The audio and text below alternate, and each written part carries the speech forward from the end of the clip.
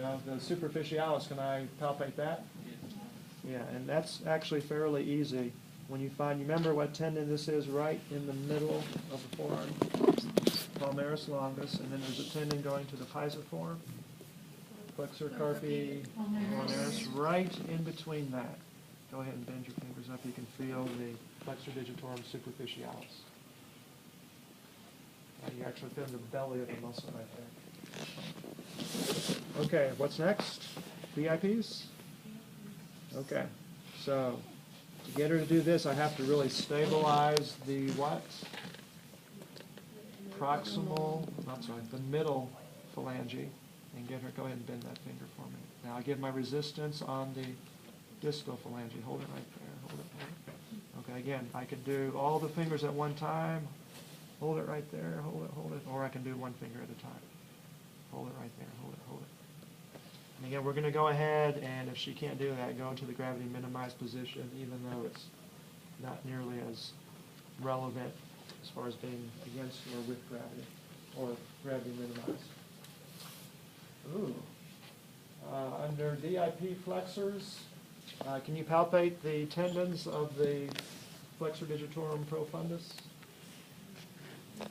You can. You can palpate the tendon on the anterior side of what bones? Middle phalanges.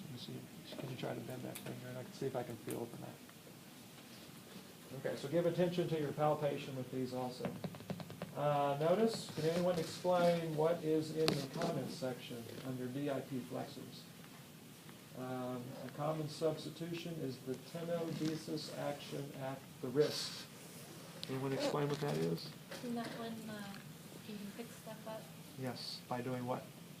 Flexing your wrist. Wrist extension. Or Extending your wrist, Extending. right? So remember, if you do wrist flexion extension, you see how your fingers automatically start to flex when you do extension. So someone might make that, you know, if you ask someone to do a movement, they'll do whatever they can to do it. So you might see people doing that to try to get their fingers to flex. So we say, no, just keep your wrist just like that, and try to bend your finger, just your fingers. Okay, what's next? MCP extensors. All right, so let me see you bring your fingers up like that. I can let her fingers flex. Why is that? To avoid passive insufficiency of the finger flexors. Okay, so I'm going to stabilize her metacarpals. I can do them all at one time. Hold it right there. I'm giving my resistance on what bones? Proximal phalanges. I could do one at a time. Go ahead and hold that one right there. Hold that one right there. What's a muscle that does that? What are these tendons right here that I can palpate easily? Extensor digitorum. But I have a couple of other muscles that do these two fingers, right? Indices. Extensor indices here. Digiti minimi. Extensor digiti minimi here.